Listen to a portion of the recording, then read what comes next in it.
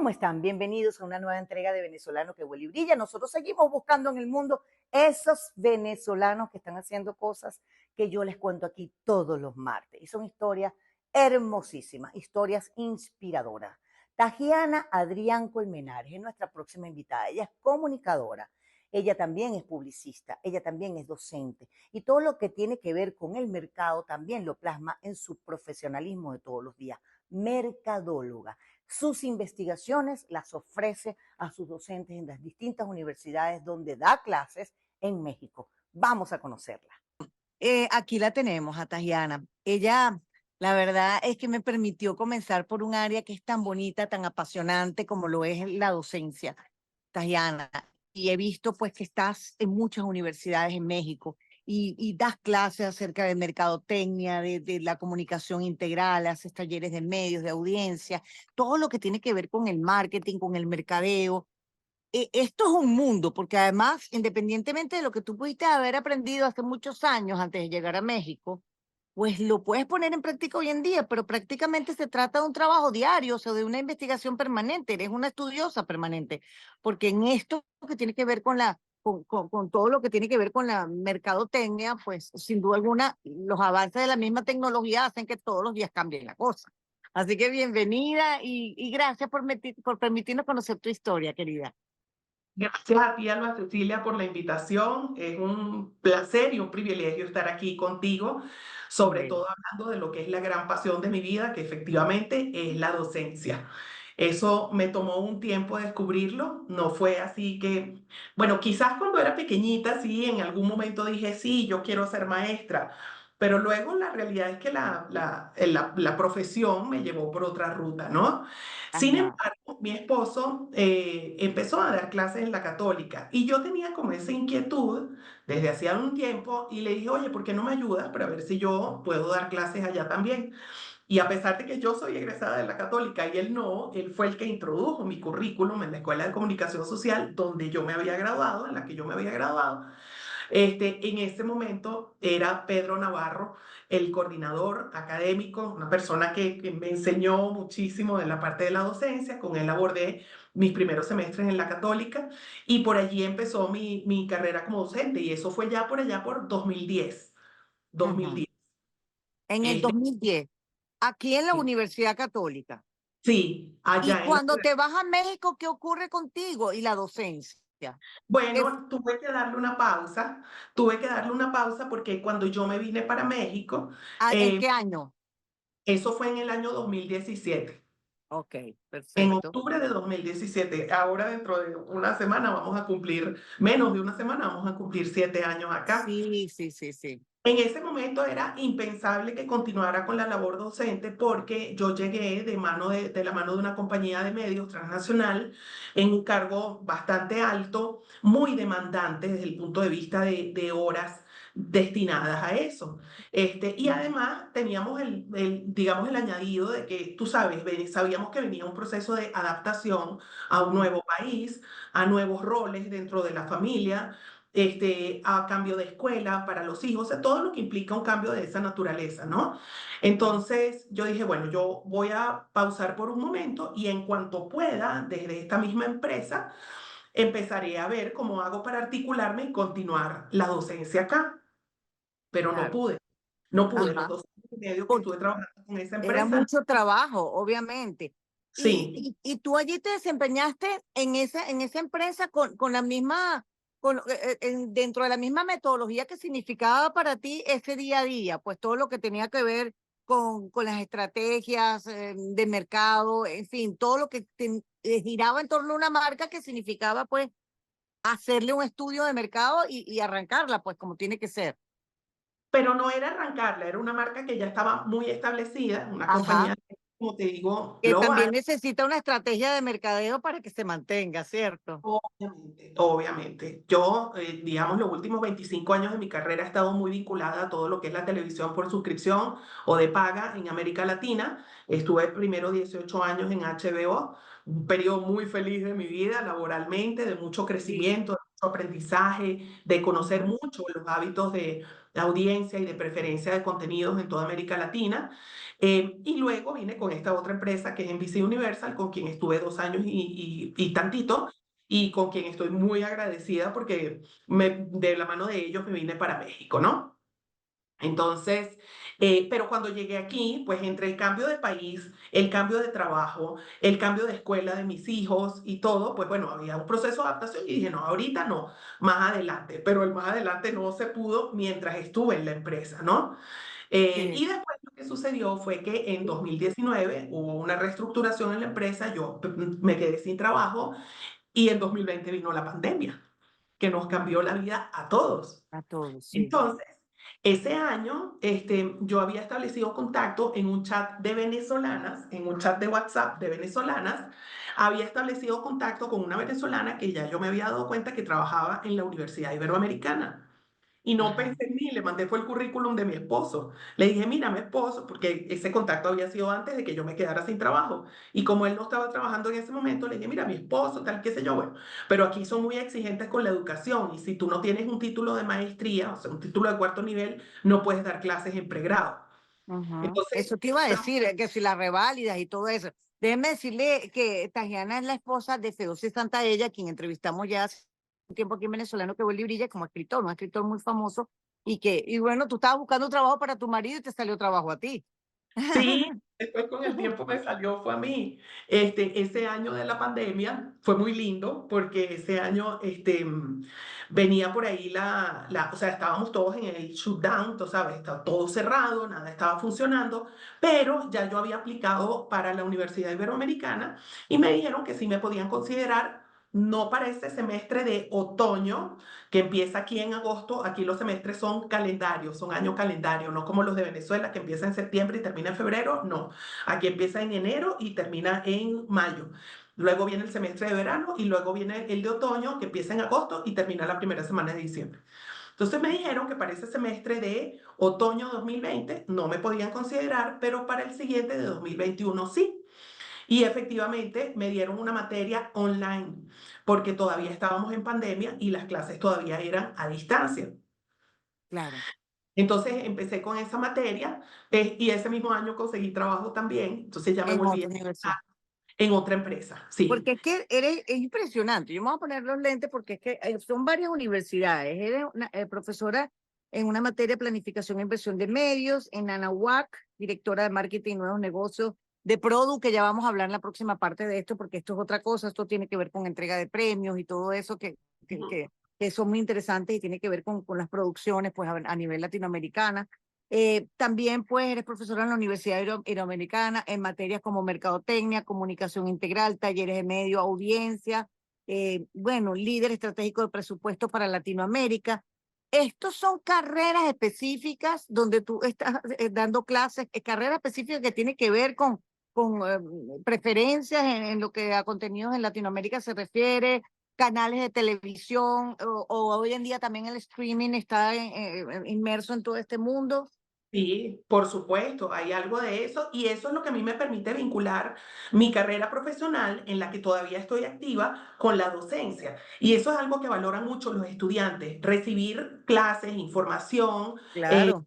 de alguien que está activo, que está compartiendo realmente su experiencia del día a día. Y a mí me pasa cada vez que doy una clase. De hecho, yo voy nutriendo ambos aspectos de mi vida, uno con el otro. Lo que es la parte laboral con la parte docente y lo que es la parte docente también lo vinculo siempre con la parte profesional. Y es una experiencia súper interesante, ¿no? Porque, bueno, de todo se puede aprender. De hecho, yo siempre digo que yo soy como las dos caras de la moneda. Sí, es verdad, yo soy la docente y disfruto la docencia, pero también disfruto mucho el aprendizaje. Siempre quiero aprender, siempre estoy tomando cursos de actualización profesional, quiero hacer un doctorado eventualmente, ¿no? Y Claro. volviendo a tu pregunta, sí, el streaming tiene que ver y hay una de las materias que yo dicto, porque efectivamente empecé con una, que era mercadotecnia para estudiantes del primer semestre, pero hoy día ya tengo tres. no doy las 3 simultáneamente cada semestre, ¿no? Claro, claro, claro. Depende de la demanda que haya. Sí. Pero en la tercera materia, que se llama Planeación Estratégica de Medios, ahí ya se inserta todo lo que tiene que ver con el mundo comercial, la oferta comercial que hacen desde canales de televisión hasta plataformas de streaming, hasta los medios online y digitales, que me ha tocado aprender de toda esa parte, ¿no? Porque bueno, eso es un mundo que evoluciona muy rápido, Muy muy rápido. rápido, es lo que te decía al principio, o sea, tiene que estar todo el día activada con lo que está pasando para que no quedarte atrás. Y sobre todo cuando de docencia se trata. Así es porque hay que mantenerse actualizado. O sea, tú no puedes seguir enseñando sobre modelos de compra e inversión en medios como se hacía hace 20 años atrás, porque el panorama actual mediático es infinitamente más complejo, pero infinitamente, o sea, no hay ni siquiera una escala de comparación. Cuando yo empecé a trabajar en planificación de medios, en agencias de Ujú. publicidad, había 6 medios para invertir. Había cine, televisión, radio, revistas, prensa y ya. Hoy día no, hoy día eso se multiplicó exponencialmente por la llegada del mundo digital. Y de hecho todos esos Claro. mismos medios convencionales, pues tú lo sabes también por IBC, han tenido que dar ese salto y migrar sus plataformas de las análogas a también las plataformas digitales, porque si no mueren en el camino, ¿no? Los medios. Muere en el camino. Eso es algo bien interesante que además ha tenido que reinventarse permanentemente los medios, señal abierta o la que sea, o en este caso, pues cuando estamos en los medios digitales o en el caso de la posibilidad de estar a través de YouTube, como es con BPI en este momento. Bien, Tatiana, cuéntanos, de acuerdo a tus experiencias, porque me parece tan interesante lo que estás haciendo activa como profesional, como nos dice, pero además también como docente. ¿Cuáles son las preferencias en este momento de contenidos en América Latina? Porque justamente con la llegada de este mundo digital, de las redes sociales y todo esto, a veces uno siente que yo siento a veces que yo quiero hacer algo profesional, busco, investigo, busco un contenido interesante y lo publico y no es eso precisamente lo que se quiere. No hay la respuesta ni del público, quizás ni siquiera de las marcas a los que tú estás representando, sino que es otro contenido el que se quiere. ¿Qué sientes tú que está pasando allí hoy en día en este mundo digital en el que todos estamos inmersos? Mira, ese es el gran reto que hay hoy en día cuando tú vas a hacer como anunciante, cuando vas a hacer una planeación en medios. Las audiencias se han desagregado, se han atomizado de tal manera que es muy difícil seguirle la pista. Ya los medios no, o sea, inclusive las empresas que hacen medición de audiencia y de sintonía, tienen que combinar las mediciones convencionales, como las que se hacían con el audímetro o el people meter, con otras mediciones que tienen que ver con paneles en línea, con la instalación de software que van siguiendo los hábitos de audiencia en los dispositivos portátiles de las personas, ¿no? Y esta atomización ha generado también de alguna manera o ha fomentado de alguna manera la creación de nuevos contenidos, Mm, porque con la globalización tenemos acceso a mucha más información que antes y mm, podemos definir nuestros gustos y nuestras preferencias con muchísimo más detalle que antes. Es decir, sí. ahora ya no tenemos que em, regirnos por los esquemas de preferencia que manejan los medios, ¿no? Ujú, Sino que nosotros mismos podemos determinar, bueno, a mí me gusta esto o a mí me gusta esto otro. Tanto así que se ha individualizado el tema de los canales y ahora hoy día cualquiera de nosotros puede tener un canal de YouTube y montar el ujú, contenido que quiera. Y eso depende mucho también de los hábitos de audiencia. Yo siempre recuerdo un amigo mío que está allá en Venezuela, porque él siempre me está pasando programas de YouTube para ver y para compartir, con lo que me doy cuenta de que su hábito en YouTube se ha convertido en algo muy recurrente. Y para mí no es así. Yo rara vez consulto YouTube, sí lo hago, ujú. pero no, digamos, no es mi primer canal de entretenimiento. Mi primer canal de Pero la entretenimiento. creación de los nuevos contenidos tiene que estar basado en qué, de acuerdo a tu experiencia, Taijana. Mira, esa no es mi área de experticia, porque yo realmente no hago creación de contenidos. Ujú.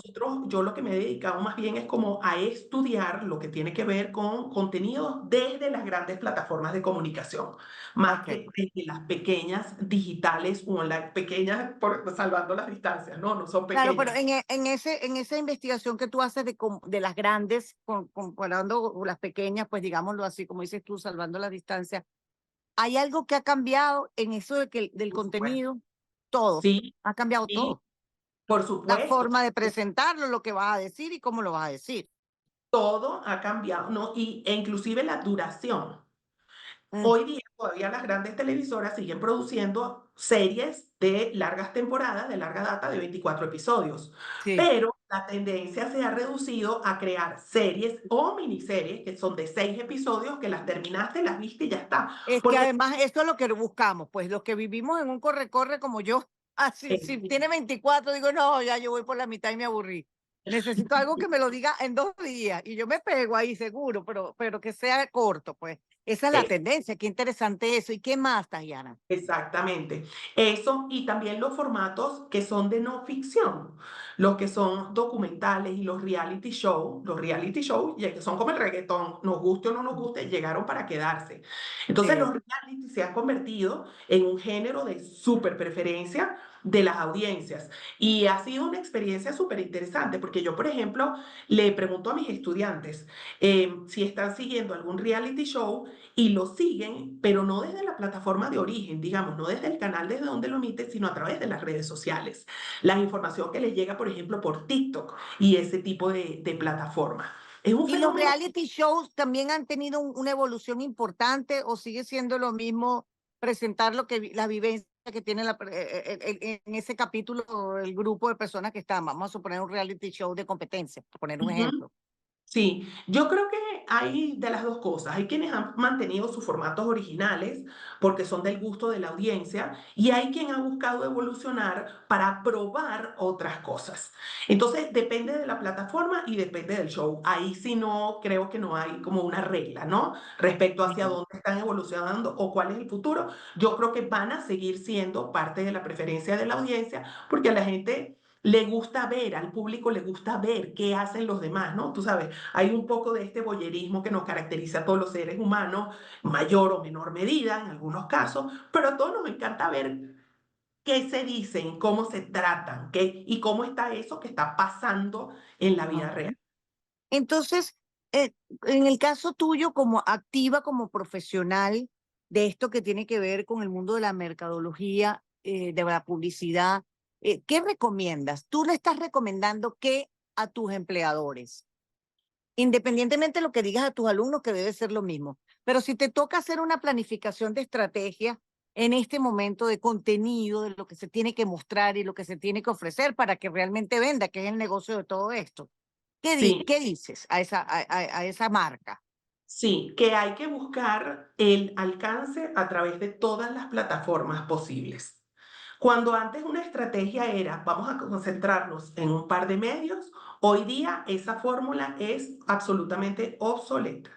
Las audiencias Ujú. están totalmente repartidas y no solo repartidas Atomizadas. en Ujú, distintos, exacto, en distintos clústeres o en distintos núcleos, sino que además yo lo veo, por ejemplo, en los hábitos de audiencia de mi propio hogar.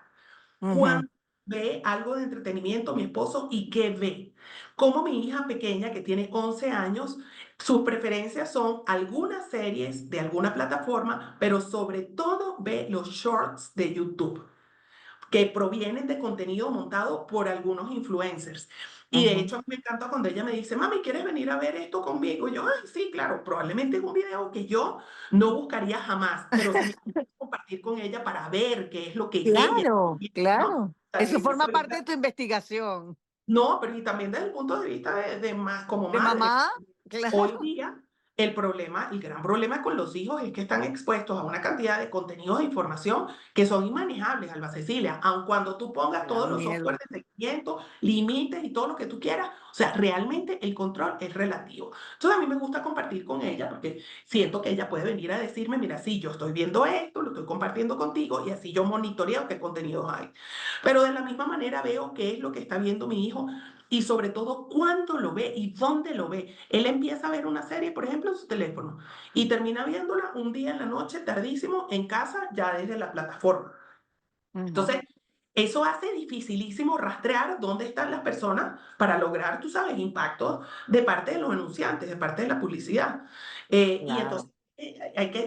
se ha vuelto mucho más caro también para los anunciantes invertir en medios, porque necesitas hacer Total. mucho más esfuerzo y además necesitas ser mucho más creativo, sobre todo en tus mensajes, porque estamos bombardeados por publicidad por todas partes y nos Ujú. llegan demasiados mensajes de demasiadas marcas al mismo tiempo. Así es. Mira, Tatiana, voy a hacer de nuevo una pausa, la segunda pausa, y ya para venir para el final de nuestro programa del día de hoy. Súper interesante lo que nos estás contando. Tajiana Adrián, ella es venezolana, es profesora docente en la Universidad de México y a su vez sigue pues ejerciendo su profesión paralelamente. Obviamente esto le ha permitido enseñarle a esos muchachos a quienes da clase en distintas universidades de México todo lo que ha aprendido en el medio, que es un aprendizaje realmente in situ y que va más allá quizás de las teorías. Desde el 2017 en México, como tú nos contaste al principio de la entrevista, pues mira, no es fácil, las migraciones siempre son, bueno, ¿qué hago? ¿Qué será? Ojalá sea algo que, de lo que yo he aprendido, yo me preparé para esto porque además esto es mi pasión, yo quiero hacer esto en el exterior, tengo a mi esposo también como escritor, es un escritor reconocido internacionalmente, y siempre hay un tambaleo ahí cuando te estás moviendo de tu país, cuando estás dejando tu terruño. ¿Qué recomendación haces tú a quienes nos ven, a quienes nos siguen? Eres una mamá con un hijo de 11 años de edad, lo que quiere decir que has tenido también que atender tu hogar, tu esposo también, y sin embargo, pues estás dando clases, logras entender que tu tiempo está perfecto para repartirlo y haces las dos cosas o las tres cosas, como docente, como profesional y como mamá y esposa. ¿Qué le dices tú a quienes te oyen y te ven por esta vía? Mira, qué pregunta tan interesante, Alba Cecilia. Yo creo que hay dos cosas ahí importantes. Una, hay que mantenerse flexible. Hay que mantenerse flexible ante un cambio tan grande como lo representa la migración. Es un cambio de vida. Mm, Todos los que hemos migrado con mejores posibilidades, con mejores escenarios, con peores escenarios, para todos representa el fin de una etapa y el inicio de otra. Y tienes ujú, que prepararte mentalmente para la flexibilidad, para aceptar que las cosas son diferentes a como tú las conocías y como las venías haciendo. Pero además, creo que lo más importante en ese proceso es no olvidar nunca los sueños propios, los sueños que yo tenía como persona. Para mí, por ejemplo, la docencia es algo vital en mi vida. Esa es mi verdadera pasión. Eso es lo que a mí me gusta hacer. Obviamente amo mi trabajo también y mi profesión, pero tener la posibilidad de compartir no solamente conocimientos, como cerrabas antes en la otra parte, sino también valores, sino ujú, también enseñar a mis estudiantes que sí tienen que poder diferenciar entre lo que es correcto y lo que no. Yo, por ujú, ejemplo, este año fui muy afortunada porque ya yo estoy nacionalizada mexicana y tuve la oportunidad de votar en el proceso electoral presidencial acá en México y también en el de Venezuela porque estuve en Venezuela cuando fueron las elecciones. Y yo compartí eso con mis estudiantes, porque después de lo que pasó con las elecciones allá en Venezuela y todo lo que vino los días después del 28 de julio, cuando yo regresé acá a México, que ahí mismo empecé el semestre, les quise decir a ellos que yo no sabía si ellos habían votado o no, pero que yo los exhortaba a que hicieran uso de ese derecho ciudadano, porque hay cosas que tenemos garantizadas en la vida y no sabemos por cuánto tiempo más las vamos a tener garantizadas. Entonces, ujú, esto es un ejemplo de cómo yo, todo lo que tiene que ver con mis aprendizajes, no solamente desde el punto de vista profesional y laboral, sino inclusive personal, trato de compartirlo con ellos. Por ejemplo, el tema de la puntualidad. Mira, yo ajá, tenía, no en balde yo soy docente, ¿no? Yo tenía varias tías abuelas, ah, muchas de ellas fueron docentes también, o sea, la hermana de mi mamá también fue educadora, eso mi está aquí en la sangre. y está como en la sangre de alguna manera, ¿no? Y una de mis tías, que fue directora de la Escuela de Ingeniería Civil de la Universidad Metropolitana, le decía a sus estudiantes, y eso yo lo aprendí de ella, y hoy en día se lo digo a los míos, que la puntualidad era un valor importante. Y Sí. yo se los digo a mis estudiantes y ella decía, es que las naciones más desarrolladas del mundo son naciones que han asumido la puntualidad como un valor. Y yo se los comparto a mis estudiantes también y les explico, mira, es que el tiempo tuyo no es más valioso que el mío, pero el mío tampoco es más valioso que el tuyo.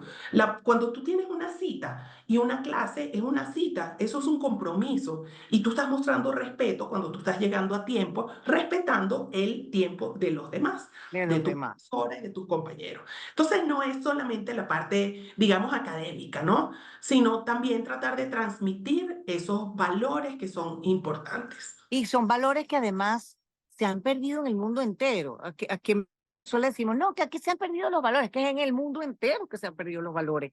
Y si tú en un aula de clase lo puedes recordar y recordarlo, pero para que ellos lo asuman como algo que forme parte de su vida.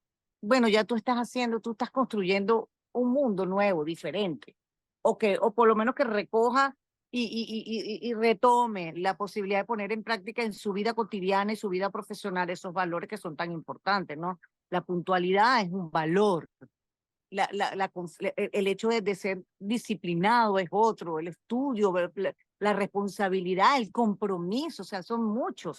Y para un docente, pues ofrecérselos a ellos. O sea, si tú estás promoviendo la puntualidad en tu escuela, en tu salón de clases, en la universidad allá en México, tú no vas a llegar tarde a tu salón de clases. O sea, siempre van a ver a su profesora llegando a tiempo y dirán, bueno, mira, les da resultados porque hace su cosa como ella lo tenía planeado desde la mañana hasta la noche. Totalmente. Mira, tú sabes que aquí en la Universidad Iberoamericana, esta es una universidad fundada por la Congregación Jesuita, igual que la Universidad Católica Andrés Bello. Ajá, ajá. Y una de las premisas que tiene la universidad es formar egresados que funcionen como agentes de impacto en su sociedad. Y yo siempre les comparto a mis estudiantes que ese concepto de agentes de impacto no significa que ellos se lancen a ser presidentes del país, que hay distintos ámbitos muy cercanos, o sea, yo les hablo siempre como de tres círculos, ¿no? Donde tú puedes trabajar como agente de impacto. En tu propia familia, tú puedes ser un agente de impacto. Luego, en la comunidad que te rodea, puedes ser un agente de impacto. Y luego en la sociedad como un todo, puedes ser un agente de Claro. impacto. Ajá. Y lo hago con miras a que ellos comprendan que no es solamente quedarse sentados y pensar o reflexionar, sino también actuar. Y actuar puede ser Sí, algo tan sencillo como reciclar las botellas de plástico de tu casa. Y si nadie lo hace, no importa, tú lo haces. Poco a poco vas a venir generando esa misma acción en los otros miembros de tu familia. Y ya con eso tú estás logrando algún impacto. Pequeño, pero de los pequeños se va haciendo el todo. Entonces, ese tipo de aprendizaje me gusta que ellos se lo lleven también. Y claro. los valoran y los reconocen, que es lo más bonito de todo. Sí. Tatiana, ¿tienes algún proyecto que tengas en la mira, además de dar clases en todas esas universidades, además de ejercer tu profesión, normalmente, pues como ya tú lo sabes hacer muy bien, lo que nos contabas, ¿tienes alguna cosa que estés haciendo, que estés escribiendo un libro, que sientas que hay algo ahí como una asignatura pendiente para ti? Mira, como te comentaba antes, yo quiero hacer un doctorado eventualmente, no, pero necesito un poquito más de tiempo para hacer Claro. con mi trabajo y las dos clases en las dos universidades. El tiempo está comprometido, pero es algo que tengo ahí pendiente en mi checklist. Y sí tengo un proyecto que me encanta. En el año de la pandemia estaba acompañada con una psicóloga que me estaba ayudando a superar pues, todo ese momento tan difícil de haber perdido el trabajo, de estar en un país que no era el mío, de Ujú, mucha inestabilidad, ¿no? Y ujú, entonces ella me dijo, Tayana, tienes que buscar hacer algo, tienes que buscar hacer algo. Claro, yo estaba en ujú, entrevistas de trabajo y todo esto. Y entonces el caso es que dije, ay, yo voy a hacer ponche crema. Voy a hacer como miles de venezolanos que lo han hecho en el exterior ajá, ajá. ponche crema. Y entonces llegó el mes de agosto y mi psicóloga me dice un día, mira, pero tú tienes meses hablando del ponche crema, meses Y hablando del nada, ponche y crema y yo nada, la no lo semana que veo. viene yo quiero. Y le estoy tan agradecida a Celeste por eso. Y dije, es verdad, estoy hablando y no estoy actuando.